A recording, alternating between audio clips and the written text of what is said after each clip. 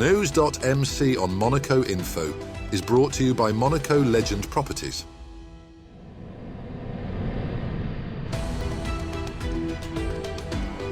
Bringing you news on Monaco's economy, culture, sports and more. Welcome to NEWS.MC, your English rendezvous on Monaco Info. Coming up on NEWS.MC, discover past week's top stories and meet the people who make Monaco. My name is Steven Saltzman. I'm the president of Monaco AVC, and you're watching NEWS.MC on Monaco Info. What's been making headline in the past week? Aozhe Zhang, winner of the 2025 Premio Paganini, performed at the Salle Garnier alongside the Monte-Carlo Philharmonic Orchestra on May the 13th in a concert organised at the initiative of His Serene Highness Prince Albert II, Ambassador of the Paganini Foundation. At just 17 years old, Zhang became the youngest artist to perform in Monaco following victory in the prestigious violin competition founded in 1954.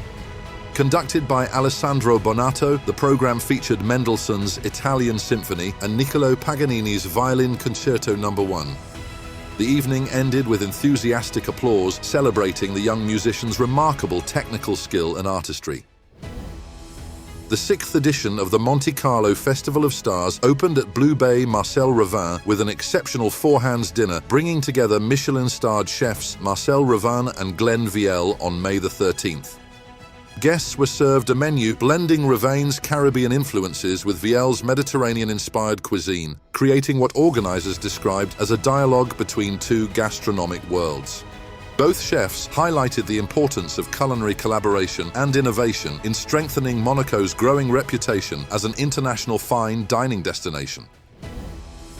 The Union des Français de l'étranger hosted a conference at the Maison de France in Monaco on May the 14th, focusing on the taxation of French citizens living in the Principality. The event aimed to help residents better understand a complex and evolving fiscal framework, including income declarations, residency obligations, and taxation on assets held in France. Speakers highlighted the importance of rigorous financial management to avoid administrative issues and remain compliant with French regulations. Particular attention was given to distinctions between French nationals who benefit from pre-1963 arrangements and those who remain fully subject to French income tax. Monaco officially assumed the 6-month presidency of the Committee of Ministers of the Council of Europe during the organization's 135th ministerial session held in Chisinau, Moldova on May 15th. 22 years after joining the Council of Europe, the Principality described the handover as a historic milestone, reaffirming its commitment to democracy, human rights, and the rule of law.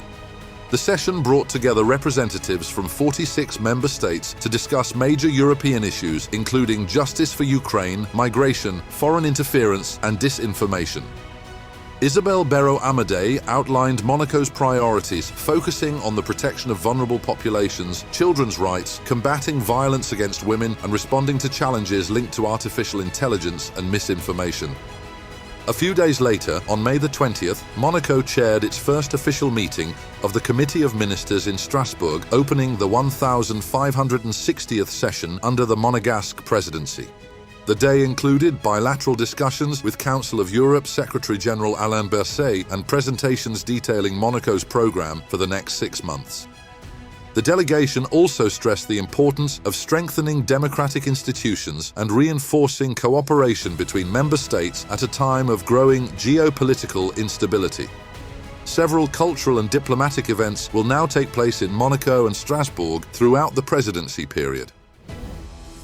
His Serene Highness Albert II received Lucas Philippe at the Prince's Palace on May the 15th for discussions focused on international security cooperation and the fight against transnational crime. Senior members of Interpol's leadership team joined the meeting alongside representatives of the Prince's cabinet. Talks highlighted the importance of information sharing and coordinated international action in addressing evolving global security threats. Both sides reaffirmed the strong institutional relationship between Monaco and Interpol, which dates back to 1914. Lucas Philippe praised Monaco's continued commitment to international policing cooperation and multilateral security initiatives. Monaco has officially launched the 100-day countdown to the start of Vuelta a España on May the 15th, which will begin from the Principality on August the 22nd. A ceremony held at Amazonico Monte-Carlo brought together sporting officials, cycling representatives and local personalities ahead of the historic Grand Départ. His Serene Highness Prince Albert II attended alongside Javier Guillén, director of La Vuelta.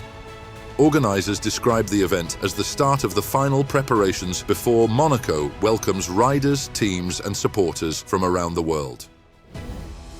The 2026 Monaco E-Prix delivered a spectacular two-race weekend in Monte-Carlo, combining strategy, drama and championship intrigue on the Principality's iconic street circuit.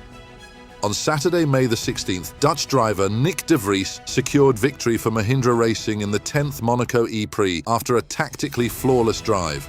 The victory marked Mahindra's first Monaco Formula E win.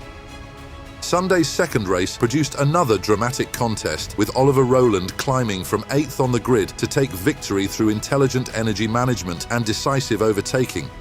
The weekend concluded with the traditional Formula E Gala evening, attended by their Serene Highnesses Prince Albert II and Princess Charlene, following victories for de Vries and Rowland. His Serene Highness Prince Albert II travelled to Turin on May the 18th to attend the 241st anniversary ceremony of the Academy of Agriculture of Turin, where he was named an honorary member in recognition of his environmental commitment. The ceremony focused on the global challenge of feeding a growing population while protecting the planet. Speaking during the event, His Serene Highness Prince Albert II highlighted the importance of developing sustainable agricultural solutions capable of supporting an estimated global population of up to 10 billion people. Academy officials praised the sovereign's long-standing commitment to ecology and sustainable development, placing him among a distinguished list of honorary members.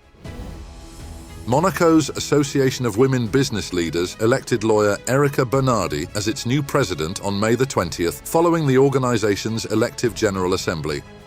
Bernardi succeeds Johanna Houdrouge after 2 3-year terms at the head of the association.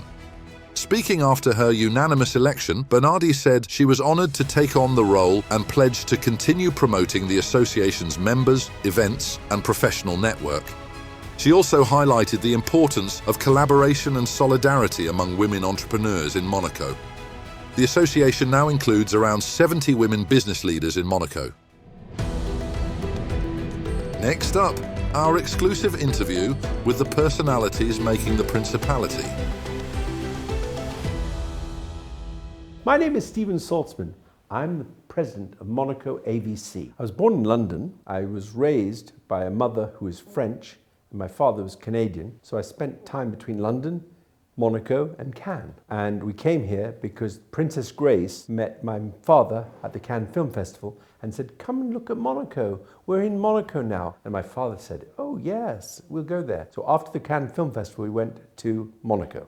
To be honest with you, I was very happy because a lot of friends of Hollywood were here. There was Brigitte Bardot in the Madrague, there was Gregory Peck in Saint-Paul-de-Vence, there was Joan Collins in Ramatuelle, and there was the Roger Moore, who was in Monaco, and David Niven. Don't forget David Niven. And they all have children, so where they wanted to play, I wanted to play.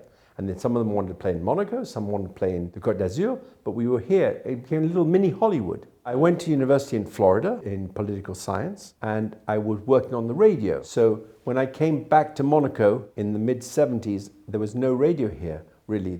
It hadn't been really liberated. We used to get radio from Italy. So when Radio Riviera started here in Monaco, I got involved as their consultant and helped them develop the radio station in Monaco. In the early 80s, there was all this new Duran Duran, Human League, Eurythmics, all that music was brand new. It was coming out of the UK, and I was creating international radio programs to talk about that music. But I really started in music. My father was in films, and then I came into films later.